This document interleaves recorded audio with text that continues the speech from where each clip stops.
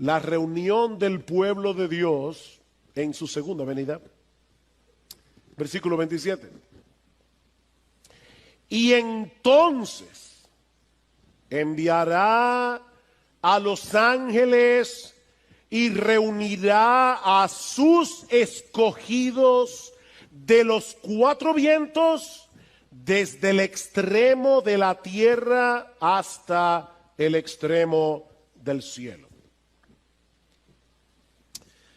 A través de toda la historia de la iglesia, y yo quiero recalcar eso, a través de toda la historia de la iglesia hasta el siglo XIX, los creyentes habían creído prácticamente en unanimidad que el Señor Jesucristo habría de regresar una sola vez a la tierra y que en ese momento la iglesia sería arrebatada para encontrarse con su Señor.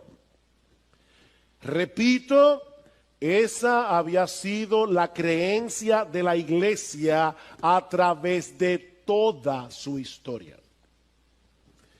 Pero en el siglo XIX surgió una creencia nueva que luego vendría a ser muy popular debido a la proliferación de una Biblia anotada por un abogado y pastor llamado Ciro Ingerson Scofield, publicada en el año 1909, y que sostenía la postura de una venida de Cristo en dos partes.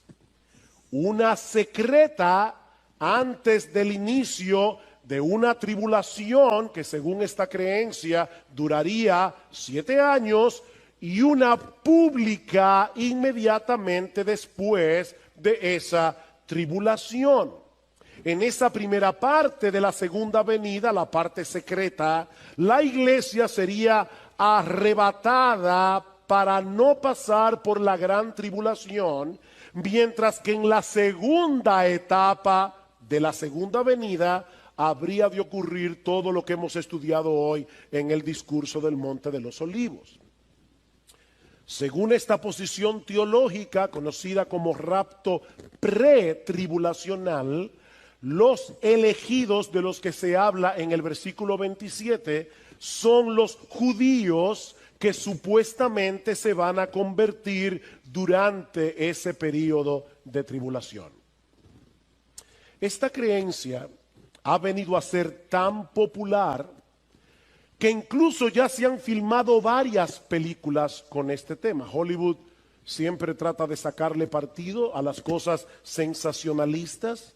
Una de esas películas se filmó en el año 2015, titulada Dejados Atrás, protagonizada nada más y nada menos que por Nicolas Cage, un actor de Hollywood sumamente conocido. Ahora, de nuevo quiero volver a decir lo que decía al principio.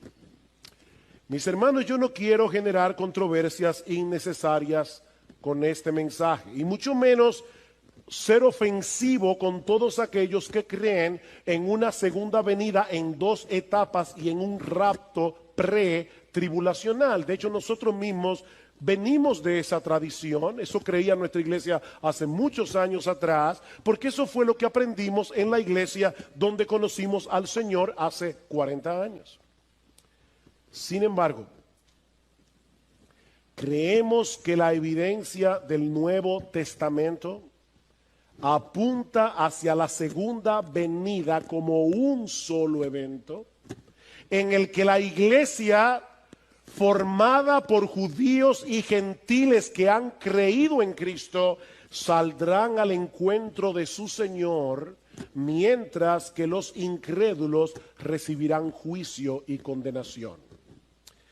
Yo les decía al principio, por favor, sopesen los argumentos bíblicos sin prejuicios. Una doctrina no es falsa por ser novedosa, de la misma manera que una doctrina no es verdadera por ser antigua. Una doctrina es verdadera por ser bíblica. Ahora, cuando hay una doctrina que sale nueva, y esta doctrina del rapto pretribulacional es relativamente nueva, nosotros tenemos que preguntarnos, ¿realmente durante 19 siglos nadie en la iglesia vio esto? Hermanos, ¿qué nos enseña la Biblia?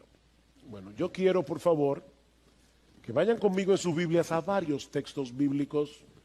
Quiero ser tranquilo, lento, quiero que lo veamos. Yo sé que este estudio ha sido muy, ¿cómo puedo decirlo? Muy académico. Pero es que hace mucho que no hablamos de este tema. Y yo necesito que ustedes lo vean. Mateo capítulo 13. Mateo capítulo 13. Recuerden lo que estoy tratando de demostrar. Estoy tratando de demostrar que Cristo viene una sola vez, por segunda vez. Y que es en esa segunda venida que la iglesia será arrebatada y los impíos serán destruidos.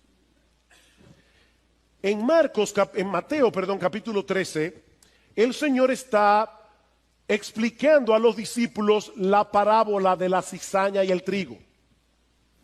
Escuchen la interpretación de Jesús, versículo 37. Respondiendo él les dijo, porque los discípulos le dijeron, Señor, explícanos la parábola de la cizaña del campo.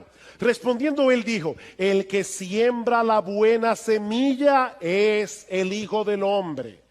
El campo es el mundo, no la iglesia. Yo no sé cuántas veces yo he oído personas diciendo, en la iglesia hay trigo y hay cizaña. Y es verdad que en la iglesia a veces hay trigo y hay cizaña, pero este pasaje no está hablando de eso. Este pasaje está hablando de que a pesar de que Cristo ya inauguró su reino cuando vino la primera vez, murió en una cruz, ascendió a los cielos y se sentó a la diestra del Padre, Él ya está reinando. Ese reino ya fue inaugurado, pero no ha sido aún consumado. Y es por eso que todavía en su reino hay cizaña. Dice, el campo es el mundo. La buena semilla son los hijos del reino. Las cizañas son los hijos del maligno. Y el enemigo que la sembró es el diablo. La siega es el fin del mundo. Y los segadores son los ángeles. Mateo 24, Marcos 13. Por tanto, así como la cizaña se recoge y se quema en el fuego, de la misma manera será en el fin del mundo. El Hijo del Hombre enviará a sus ángeles y recogerán de su reino a todos los que son piedra de tropiezo, a los que hacen iniquidad, y los echarán en el horno de fuego. Allí será el llanto y el crujir de dientes. Entonces los justos resplandecerán como el sol en el reino de su Padre. Mis hermanos, ¿cuándo sucederá eso? En el fin del mundo. Cuando nuestro Señor Jesucristo regrese en gloria. Los malos serán recogidos de su reino y los justos también serán recogidos por los ángeles del cielo para reinar con Cristo por los siglos de los siglos. Primera Tesalonicenses capítulo 4.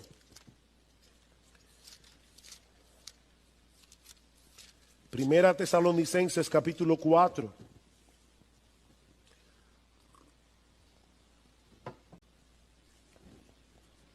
Alguien publicó un video por ahí diciendo que yo no creía en el arrebatamiento. Y hasta hereje me llamaron. Bueno, aprovecho para decir, yo creo en el arrebatamiento de la iglesia.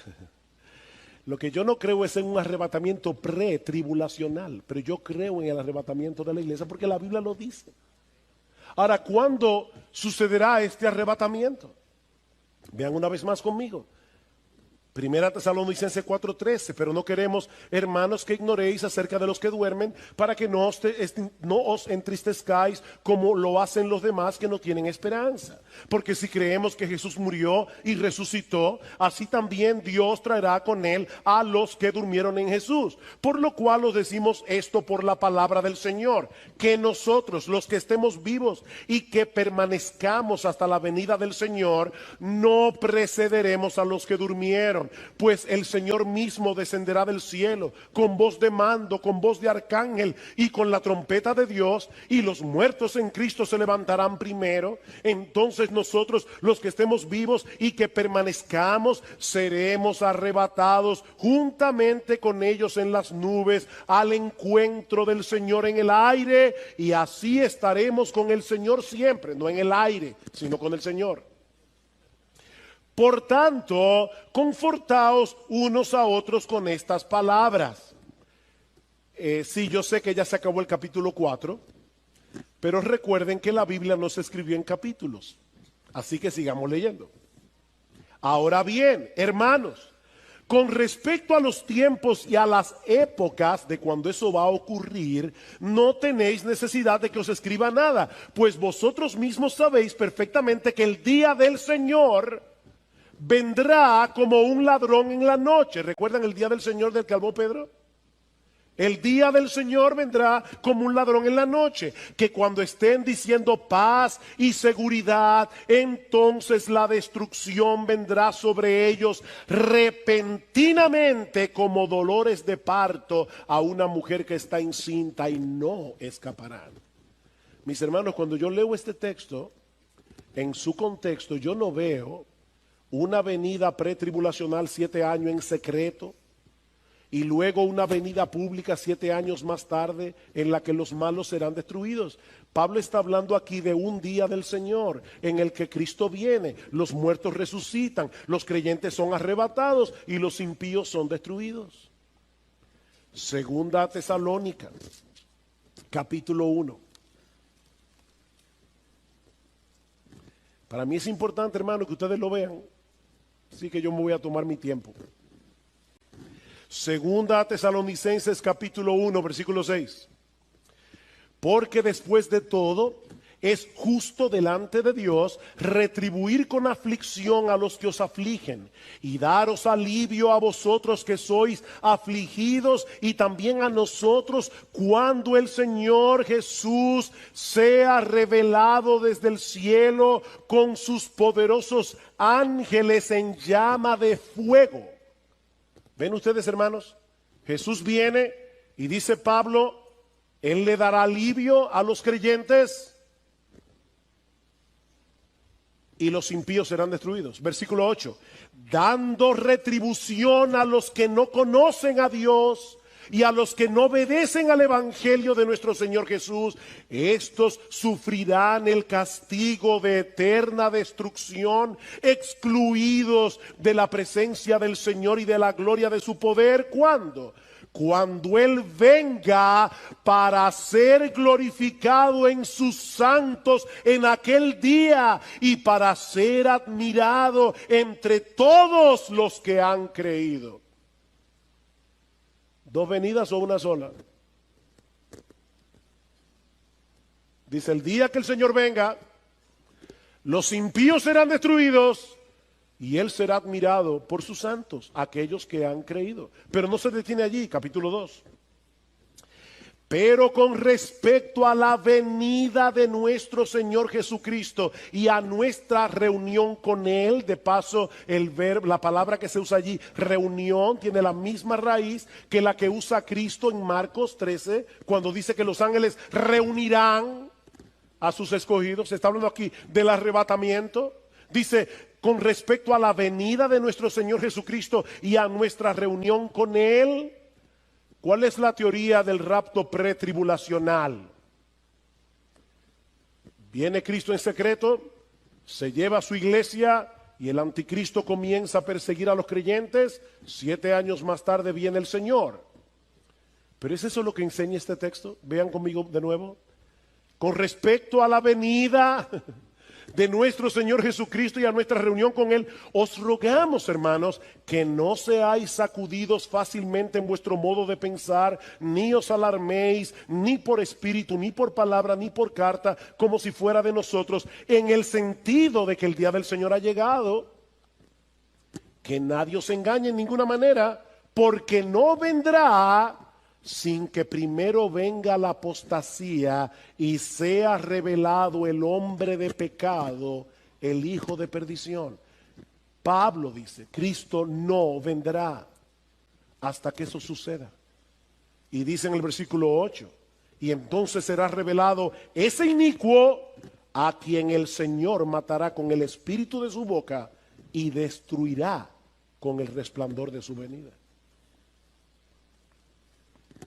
Vuelvo y repito, mis hermanos, no quiero ofender a los que han creído y creen en una venida de Cristo en dos etapas y en un rapto pretribulacional, pero mis hermanos, lo que yo veo en la Biblia, en el Nuevo Testamento, es que Cristo viene una sola vez.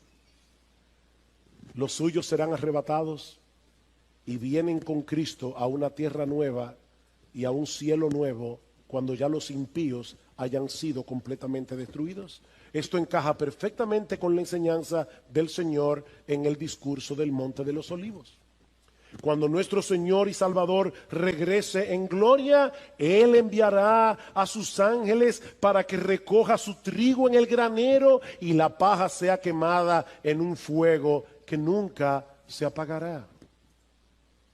Ahora, yo no quisiera, mis hermanos, que la parte controversial de este mensaje desvíe nuestra atención del hecho de que estamos a la espera del regreso de nuestro bendito Señor y Salvador.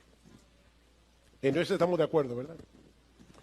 Dice el pastor Albert Martin acerca de este capítulo: lo que es más importante en este capítulo está claro: Cristo viene. Y lo que está claro debe dominar nuestros pensamientos.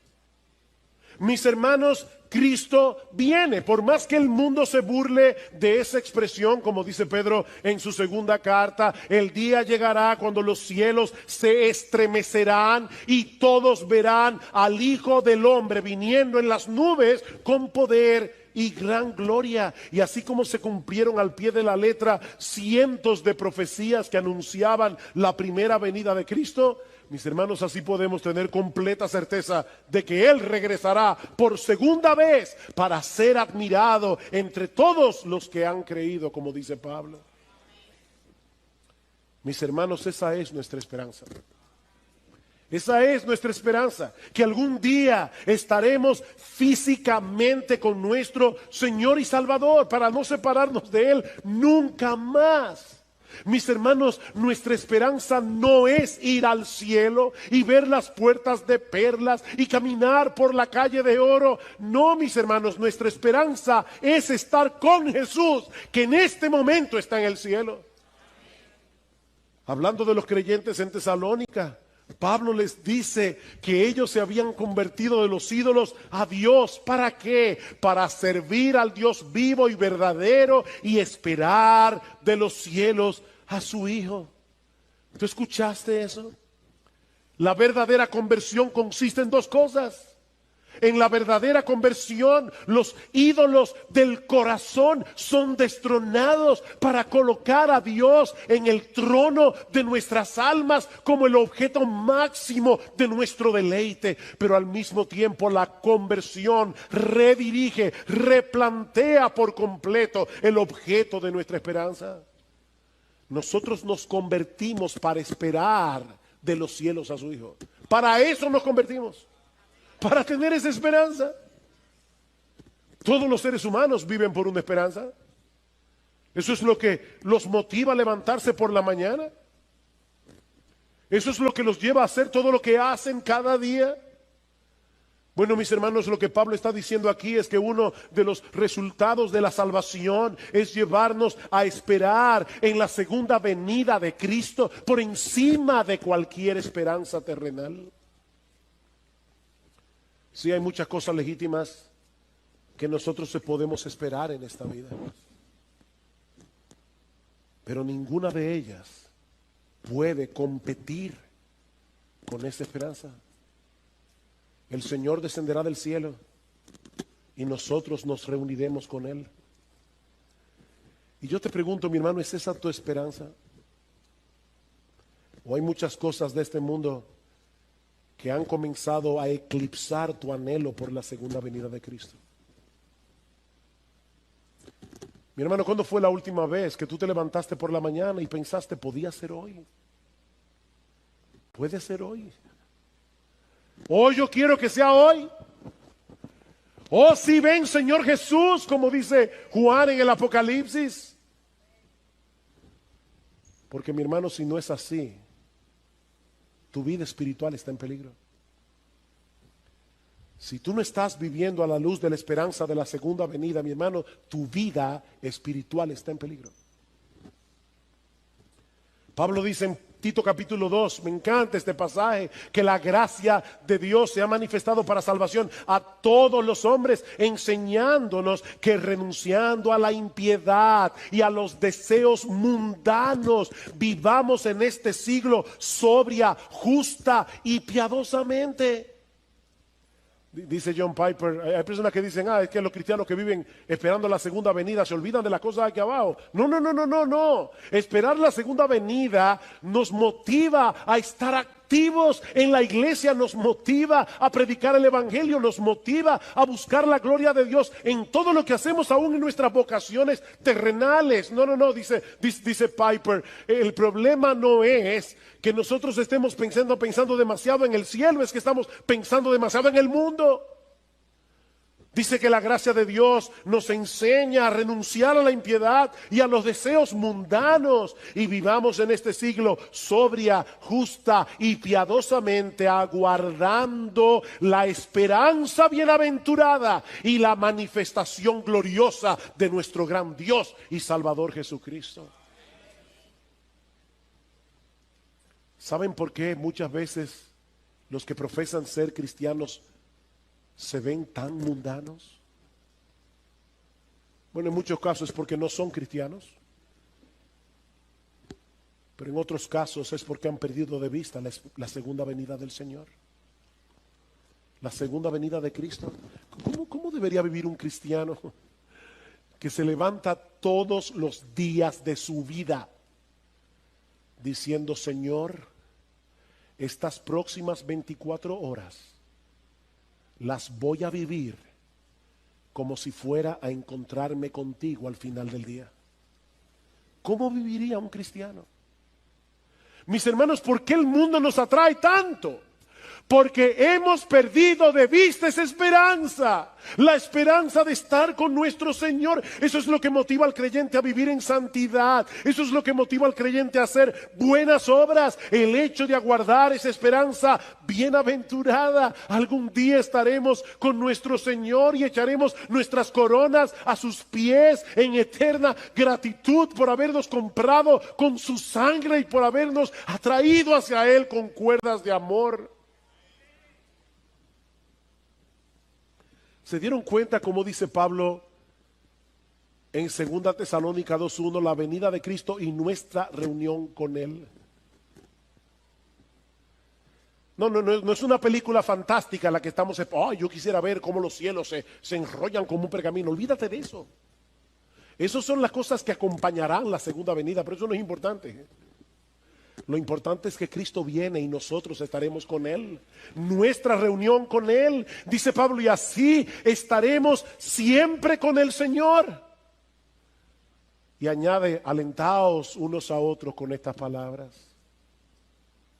¿Cuándo fue la última vez, mi hermano, que tú te acercaste a un creyente en aflicción y le dijiste, mi hermano, estoy sufriendo contigo?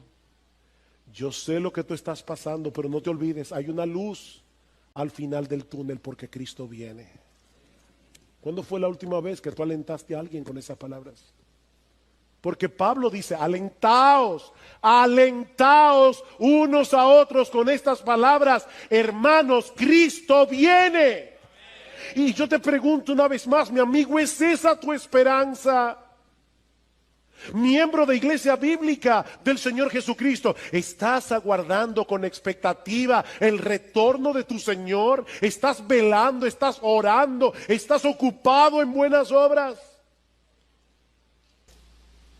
Estad preparados. El Señor exhorta a sus discípulos, a los 12 apóstoles que estaban allí, que escucharon originalmente este discurso. El Señor los exhorta a estar alertas en cuanto a la destrucción de Jerusalén. Versículos 28 al 31. Pero a partir del versículo 32, Cristo exhorta a su iglesia en general a estar preparados para su regreso, porque no sabemos cuándo será. Con esto en mente, veamos ahora la primera parte de este pasaje, versículo 28. De la higuera aprended la parábola. Cuando ya su rama está tierna y brotan las hojas, sabed que el verano está cerca. Tan pronto comienzan a brotar las ramas y las hojas de la higuera, es un indicativo de que el verano está cerca. Y de paso, mis hermanos, no hay que buscarle las 5 patas al gato. Algunas personas dicen, la higuera es Israel, y por lo tanto allí está hablando de cuando Israel vuelva a constituirse como nación. Y eso sucedió en el año 1948 con una resolución de la ONU. Entonces iban a pasar 40 años para la venida del Señor. Así que algunas personas geniales, guruses de la profecía, dijeron: Cristo viene en el año 1988. Estamos en el 2017 y no ha vuelto. Mis hermanos, la higuera allí no significa otra cosa que una mata de higuera. De hecho, si buscan el pasaje paralelo en el Evangelio de Lucas, verán que dice: de la higuera y de los otros árboles aprended la parábola. No hay nada especial en la higuera aquí. Es simplemente una observación de sentido común, que iba a ser entendida por todas las personas que vivían en esa región del planeta. Pues de la misma manera, dice el Señor, tan pronto viereis la abominación desoladora puesta donde no debe estar, como dice en Marcos capítulo 13 versículo 14, cuando viereis que la ciudad de Jerusalén está siendo sitiada, como dice en Lucas capítulo 21 versículo 20, sabed que la destrucción está cerca. Sabed que la destrucción está cerca. Como decía hace un momento, mis hermanos, esta información era necesaria porque algunos de ellos estarían vivos en ese momento. Versículo 30, de cierto os digo que no pasará esta generación hasta que todo esto acontezca. Y la frase con que se introduce esta declaración, que se traduce en nuestras Biblias como desierto, es la palabra amén. Amén, amén os digo. Es una declaración que tiene una certeza absoluta, es una declaración solemne. Lo que el Señor está diciendo a los discípulos que estaban incrédulos, pensando: ¿y de verdad el templo será destruido? La casa de Dios, ese edificio tan masivo, será destruido de tal manera que no quedará piedra sobre piedra. Cristo dice: amén, solemnemente os digo que esta generación no pasará antes del cumplimiento de esta profecía. Y fue exactamente así. Varios de los apóstoles serían testigos presenciales de esta calamidad que habría de acontecerle a la nación de Israel en el año 70. Aunque el cumplimiento de esta profecía parecía algo imposible en ese momento, el Señor quiere desarraigar de la mente de los discípulos cualquier duda que ellos pudieran estar albergando en sus corazones. Versículo 31, el cielo y la tierra pasarán, pero mis palabras no pasarán. ¿A ustedes les parece de verdad increíble que el templo sea destruido? No, déjenme decirles ahora algo más increíble. El cielo y la tierra pasarán. No el templo, no. El cielo y la tierra, el universo entero pasará. Pero mis palabras no pasarán. No pasarán. Ya Cristo había dicho en el versículo 24, el sol se oscurecerá, la luna no dará su resplandor, las estrellas caerán del cielo, las potencias que están en los cielos serán conmovidas, el cielo y la tierra pasarán, mis hermanos, para dar paso a los nuevos cielos y la nueva tierra. Dice en 2 de Pedro capítulo 3 versículo 10 que el día del Señor, y por el contexto sabemos que el día del Señor es el día de la segunda venida de Cristo. El día del Señor vendrá como ladrón en la noche, en el cual los cielos pasarán con grande estruendo, los elementos ardiendo serán deshechos, y la tierra y las obras que en ellas hay serán quemadas. Es por eso que la segunda venida y el fin del mundo coinciden. Mis hermanos, ¿qué está describiendo Cristo aquí? La segunda venida. ¿Qué va a pasar después de la segunda venida? ¿Un reino de 1000 años? No. Lo que va a suceder después de la segunda venida de Cristo es cielos nuevos y tierra nueva. Pero nosotros, dice Pedro, esperamos según sus promesas cielos nuevos y tierra nueva, en los cuales mora la justicia. Nos parece difícil imaginar algo así. El cielo y la tierra parecen tan estables. El cielo y la tierra parecen tan inamovibles. Y sin embargo pasarán. Pero, y este es el énfasis de las palabras de Jesús en este versículo, mis palabras no pasarán. Las palabras de Cristo tienen un cimiento inamovible, porque son las palabras del Dios encarnado. Y tal parece que hay una conexión intencional aquí entre lo que dice el Señor en Marcos 13 con lo que dice el profeta Isaías en Isaías capítulo 40 versículo 8. Dice: sécase la hierba, marchítase la flor, mas la palabra del Dios nuestro permanece para siempre.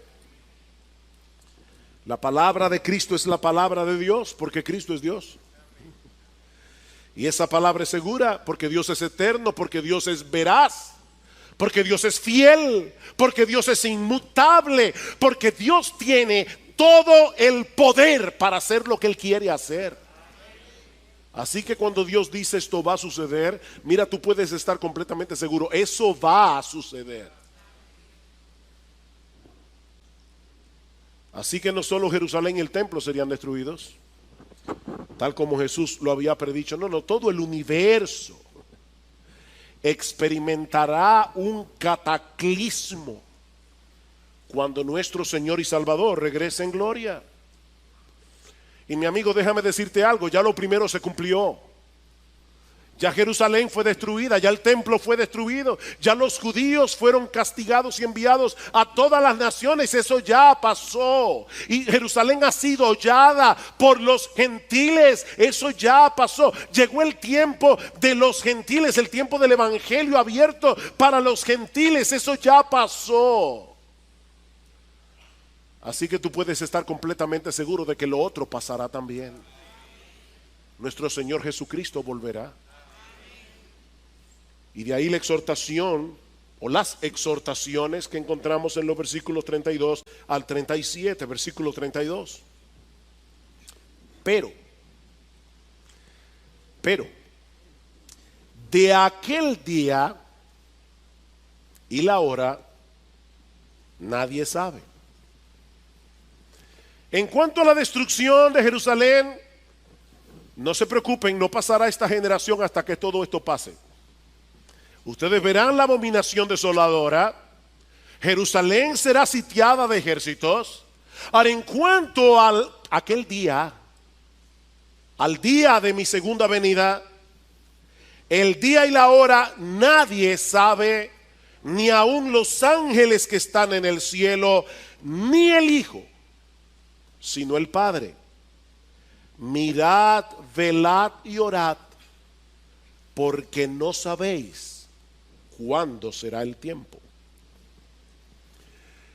Miren, mis hermanos, el Señor no pudo haber sido más explícito en este pasaje en cuanto al hecho de que su segunda venida está velada para todo el mundo, excepto para el Padre.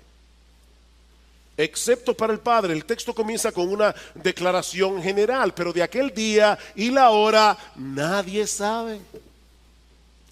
Pastor, ¿y qué significa en griego la palabra nadie? ¿Significa nadie? Nadie. ¿Quién lo sabe? Nadie. A nadie le ha sido revelado por el Padre el tiempo de la segunda venida. A pesar de eso, a lo largo de la historia siempre han aparecido individuos que claman tener ese conocimiento. Y algunos son tan geniales que, para no parecer que están violando la clara declaración del Señor, aquí dice, no, no, no. Lo que no se puede saber es el día y la hora, pero sí se puede saber el mes o el año.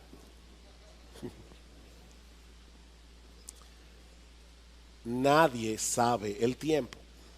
Ni el día, ni la hora, ni la semana, ni el mes, ni el año. Que eso nadie lo sabe. Nadie lo sabe. Y Cristo da una declaración ahora más particular.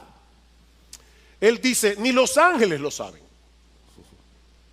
Nadie lo sabe, ni los ángeles lo saben, aunque ellos van a jugar un papel importante en este evento. Recuerdan lo que dice el Señor en el versículo 27, dice, entonces le enviará a sus ángeles y juntará a sus escogidos de los cuatro vientos, desde el extremo de la tierra hasta el extremo del cielo. Los ángeles tienen una tarea que llevar a cabo durante la segunda venida. Pero ¿saben qué?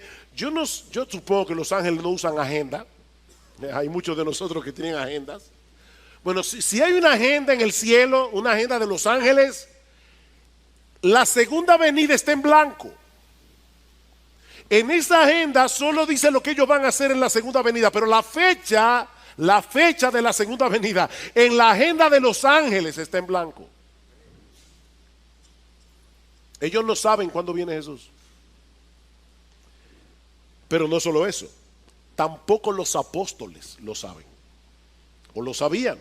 Vean el versículo 33, dice, mirad, velad y orad porque no sabéis. ¿Quiénes no sabían? Los apóstoles que estaban escuchando a Jesús. No sabéis cuándo será el tiempo. Versículo 35, velad pues porque no sabéis cuándo vendrá el Señor de la casa. Mis hermanos, los apóstoles que pusieron el fundamento sobre los cuales está edificada la iglesia de Cristo, como dice Pablo en Efesios capítulo 2 versículo 20, los que escribieron el Nuevo Testamento donde están hoy las palabras de Jesús, ellos murieron sin saber el día de la segunda venida. Pero este texto dice algo todavía más sorprendente. Versículo 32. Pero de aquel día y la hora nadie sabe, ni aun los ángeles que están en el cielo, ni el Hijo. Ni el Hijo, sino el Padre. Wow, el Señor acaba de afirmar en el versículo 31 que sus palabras no pasarán. O sea, Él acaba de equiparar sus palabras a las palabras del Padre, pero ahora nos dice en el versículo siguiente que a Él no le fue revelado el tiempo de su segunda venida. ¿Cómo podemos explicar esto? Mis hermanos, esta declaración no debiera ser tropiezo para nadie que acepte la doctrina bíblica de la encarnación, de la segunda persona de la Trinidad.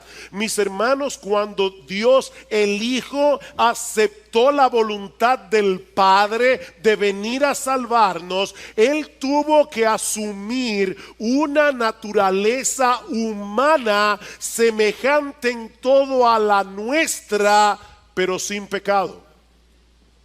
Cristo era 100% Dios y 100% hombre. Él poseía en su persona todas las características que hacen que Dios sea Dios y todas las limitaciones que son propias del ser humano.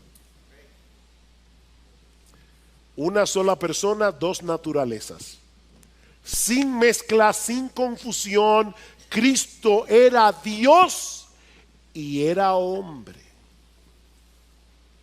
Eso es un misterio, mis hermanos. Pero eso es lo que se revela claramente en las escrituras del Nuevo Testamento. Cristo no se hizo menos Dios al hacerse hombre, pero tampoco era una especie de Superman por el hecho de que era Dios. No, no, no, mis hermanos. Él se hizo hombre con todo lo que eso implica, excepto el hecho de que él nunca pecó. Porque de no haber sido así, él no habría podido dar su vida por nosotros en la cruz del Calvario, porque Dios no puede morir. Dios no puede morir. Pero el Señor Jesucristo expiró en la cruz. No fue un simulacro de muerte lo que él experimentó allí. No. Jesús experimentó una muerte real y verdadera como cualquier otra muerte. Predicando en el pórtico de Salomón, en Hechos capítulo 3, versículo 15, Pedro acusa a los judíos de haber matado al autor de la vida. Ese texto siempre me ha chocado. Ustedes mataron al autor de la vida. ¿Cómo puede ser posible que simples criaturas del polvo hayan podido matar al que creó todas las cosas, incluyendo la vida misma? Mis hermanos, la naturaleza humana que asumió el Hijo de Dios era humana, era verdaderamente humana. Y los seres humanos mueren. Y los seres humanos no lo saben todo.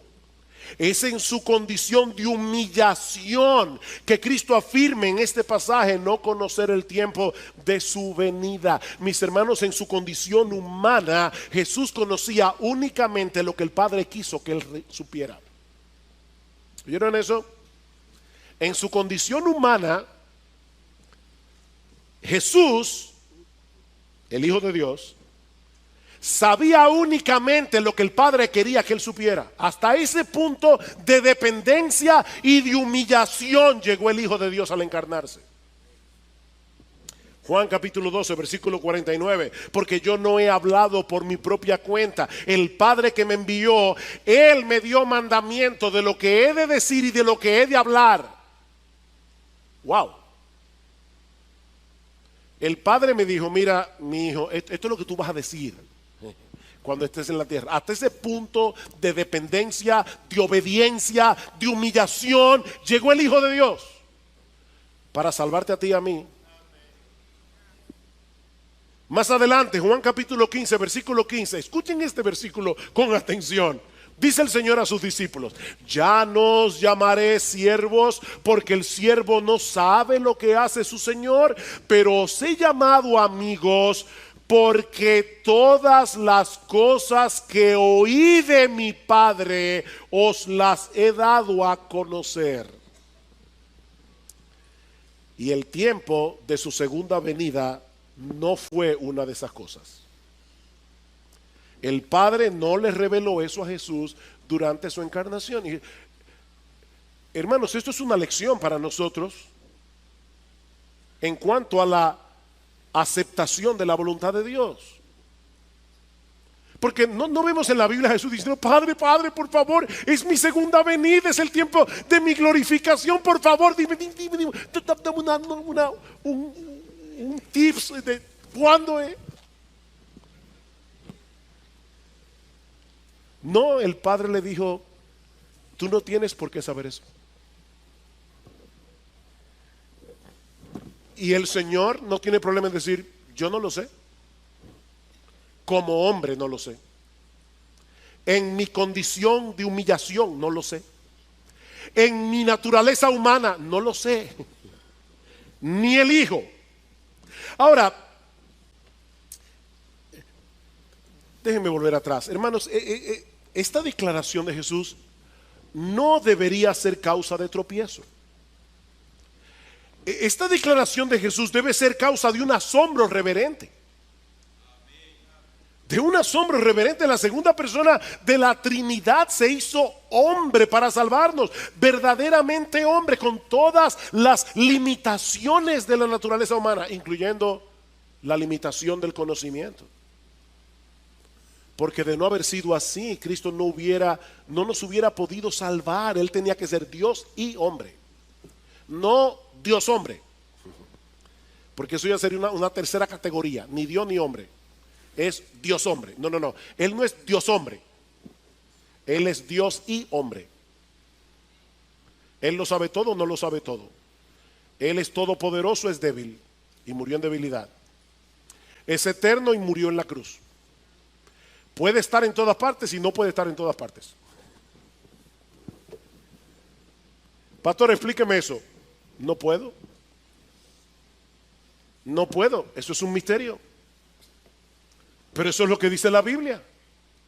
Ahora, de paso, hermanos, esta es una prueba contundente a favor de la integridad de las Escrituras. Piensen en esto. Cuando se escribieron los evangelios, la iglesia estaba por todo el imperio romano predicando que Jesucristo, siendo Dios, se hizo hombre para salvarnos. Si los apóstoles no hubieran sido inspirados por el Espíritu Santo y ellos hubieran inventado lo que escribieron en los evangelios, miren, probablemente ellos no hubieran puesto ese versículo ahí.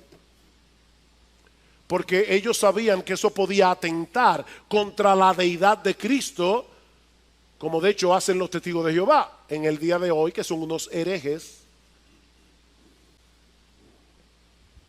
porque no creen que Cristo es Dios. Eso es una herejía. Pero ellos fueron inspirados por el Espíritu Santo, y por lo tanto ellos escribieron con exactitud lo que Jesús dijo. Y lo que Jesús dijo es que del día y la hora nadie sabe, ni el Hijo sino el Padre. Y ellos escribieron eso inspirados por el Espíritu Santo. Versículo 33. ¿Qué debemos hacer ante esta realidad de que no sabemos el tiempo de la venida? Mirad, velad y orad, porque no sabéis cuándo será el tiempo. Mirad, velad y orad. Como nadie puede saber con certeza que no será en este año, que no será en el otro, mirad, velad y orad. Alguien me preguntaba el domingo pasado, dos jovencitas de aquí de la iglesia, me preguntaron: pastor, pero si Jesús dijo que este evangelio debía ser predicado a todas las naciones, ¿no es eso una señal de que Jesús no puede venir pronto? Porque hay muchas naciones no alcanzadas. Mi respuesta fue: no necesariamente. Porque lo que Jesús dice literalmente en este pasaje es que el evangelio debe llegar a todas las etnias del planeta, a todas las etnias del planeta. Y lo cierto es que hay algunas de esas etnias que hoy están entre el grupo de las no alcanzadas, que en algún punto de la historia recibieron ya el evangelio. Muchos de los países de Medio Oriente que hoy son musulmanes ya recibieron el evangelio en el siglo primero, segundo, tercero, cuarto.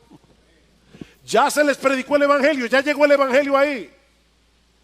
Pero por otro lado, mis hermanos, nuestro Dios es todopoderoso y Él puede mover el corazón de los suyos a un movimiento misionero tan grande que en muy poco tiempo las etnias que Cristo tenía en mente cuando Él dijo eso sean alcanzadas. Así que ¿saben qué, mis hermanos? Nosotros no sabemos cuándo vendrá Jesús. No lo sabemos. Por lo tanto, mirad, velad y orad, porque aparte de todo, la segunda venida de Cristo es el próximo gran evento en el calendario de la historia de la redención. Eso es lo que estamos esperando. Por lo tanto, dice Cristo, mirad, es decir, debemos prestar atención. Segundo, velad, es decir, debemos mantenernos alertas. Y tercero, debemos orar. La palabra que se traduce aquí como velar es lo contrario de estar dormidos. Mis hermanos, ¿qué es lo que pasa cuando nosotros estamos dormidos? que perdemos contacto con la realidad, ¿no es así? Tú estás dormido. Un individuo puede tener un mal matrimonio, puede tener un montón de deudas, puede ser que mañana lo boten del trabajo, pero si él logra conciliar el sueño, él pierde contacto con esa realidad. Los problemas siguen ahí, pero él está durmiendo. Aunque los problemas siguen ahí, él pierde contacto con la realidad. Mis amados hermanos, miembros de Iglesia Bíblica del Señor Jesucristo, eso es precisamente lo que ocurre con aquellos que están dormidos espiritualmente. Están rodeados de peligros, peligros que amenazan su vida espiritual, peligros que amenazan su utilidad en el reino, pero ellos están ajenos a esa realidad. Ellos están durmiendo. De ahí la exhortación de Jesús. Presten atención, despiértense de ese sopor espiritual.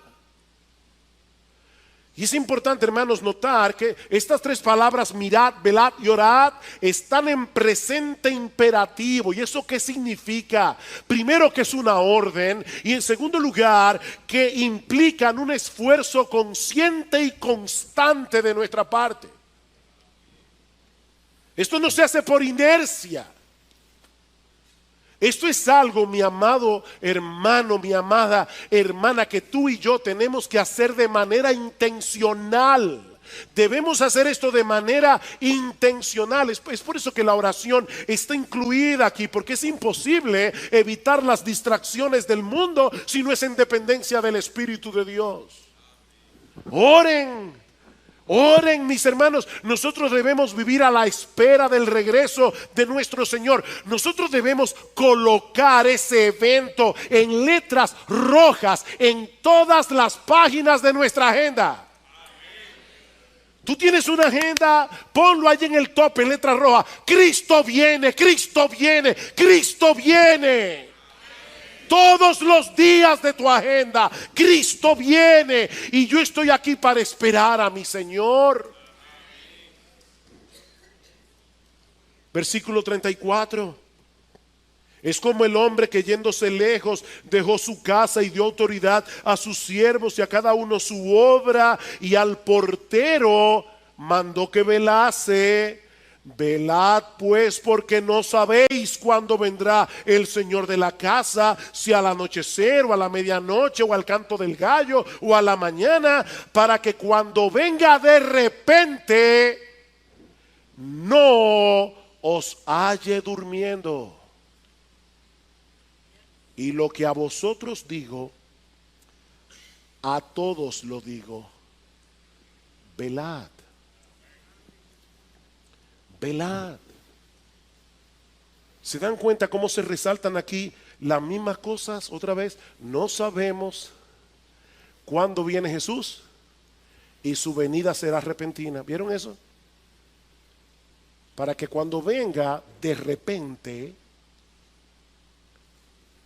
no os halle durmiendo. Cada uno debe mantenerse espiritualmente despierto para poder hacer lo que Cristo le encargó que hiciera, de acuerdo a sus dones, de acuerdo a sus oportunidades. Mi hermano, tú fuiste salvado por Cristo para hacer algo. Él te dio dones.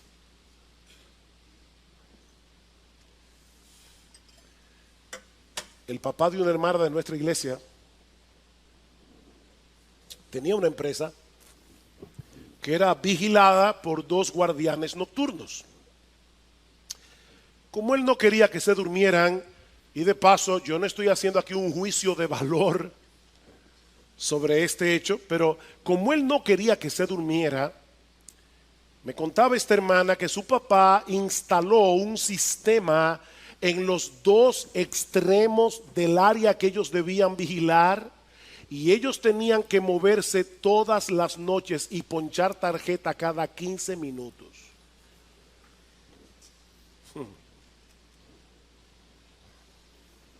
Cada 15 minutos. ¡Pah! Y volver otra vez la noche entera. La noche entera. ¿Saben qué, mis hermanos? Nuestro Dios en su gracia ha instalado un sistema para que tú y yo nos mantengamos despiertos, espiritualmente despiertos. Nuestro Dios nos ha dado todos los recursos espirituales que nosotros necesitamos, pero ¿sabes qué, mi queridísimo hermano, hermana de IBCJ? Nadie puede hacer uso de esos recursos por ti. Eres tú el que debes mantenerse despierto. Eres tú. Eres tú el que tienes que leer diariamente su palabra. Porque la palabra es lo que nos da una dosis de realidad. La palabra de Dios. Nosotros tendemos como a ser pajaritos en el aire, pero la palabra de Dios nos aterriza. Sed sobrios y velad, porque vuestro adversario el diablo, como león rugiente, anda alrededor buscando a quien devorar. Sed sobrios, tengan buen juicio, porque estamos en una batalla y el enemigo que tenemos en contra es un enemigo formidable. Sed sobrios. No estamos en un picnic en el Parque Mirador, estamos en un campo de batalla. No aflojes tu fusil y no te duermas, que te pueden dar un tiro en la cabeza cuando menos te lo esperas.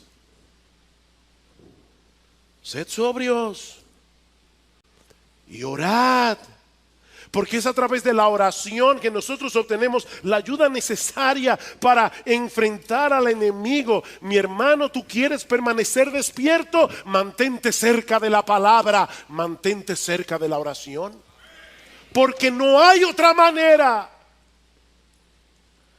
Pero tampoco te alejes de la iglesia. Tampoco te alejes de la iglesia. Hay muchos que creen que pueden vivir sus vidas cristianas independientes de los demás. Pero mis hermanos amados, Dios no diseñó la vida cristiana para que funcione en aislamiento. Dice el autor de la carta a los Hebreos, y está advirtiendo precisamente en contra de la apostasía, dice: mantengan firme y sin fluctuar la profesión de nuestra esperanza, porque fiel es el que prometió. ¿Saben lo que dice inmediatamente después? Y consideremos unos a otros para estimularnos al amor y a las buenas obras, no dejando de congregarnos como algunos tienen por costumbre, sino exhortándonos, y tanto más cuando veis que aquel día se acerca. Ante la realidad de que nos acercamos cada vez más al encuentro de nuestro Señor, no dejemos de congregarnos, para que podamos estimularnos unos a otros al amor y a las buenas obras. Necesitamos el cuerpo de Cristo para mantenernos alertas, para mantenernos despiertos. Necesitamos exponernos a la predicación de la palabra. Necesitamos exponernos a las ordenanzas del Señor, como lo haremos esta noche, celebrando la Santa Cena. Oh, mis hermanos, despojémonos de todo peso y del pecado que nos asedia, para que podamos seguir corriendo con paciencia la carrera que tenemos por delante, porque muy pronto veremos a nuestro Señor. Despierta, mi hermano, si estás durmiendo. Despierta. Mantente alerta si estás despierto, pero no dejes de velar. Coloca delante de tus ojos ese día señalado en la agenda de Dios, para que nada te distraiga. Cristo viene. Oh, Cristo viene. Y levantarse cada mañana diciendo: ojalá fuera hoy. Ojalá fuera hoy. Hay veces que por razones ministeriales uno tiene que salir de viaje sin la esposa.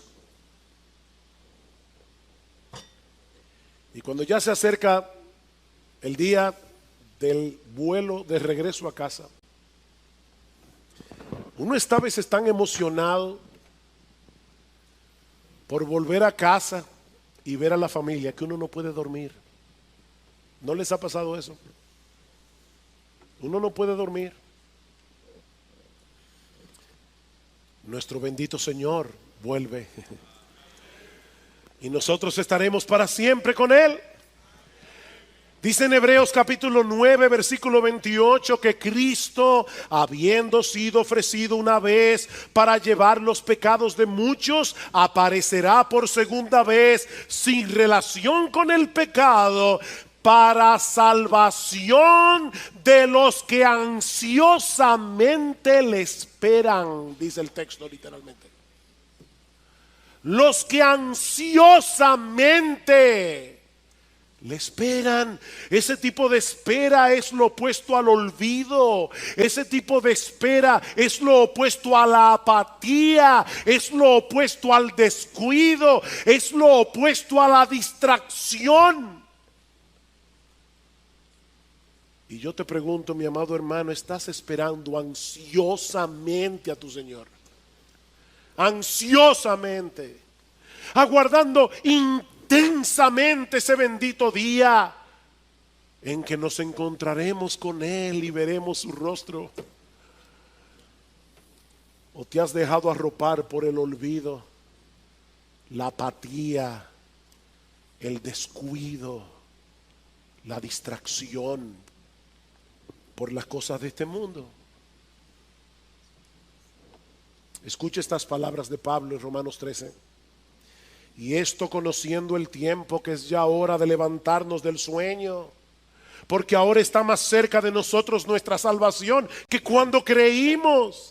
La noche está avanzada y se acerca el día. Desechemos pues las obras de las tinieblas y vistámonos las armas de la luz. Andemos de día honestamente, no en glotonerías y borracheras, no en lujurias y lascivias, no en contiendas y envidias, sino vestíos del Señor Jesucristo y no proveáis para los deseos de la carne.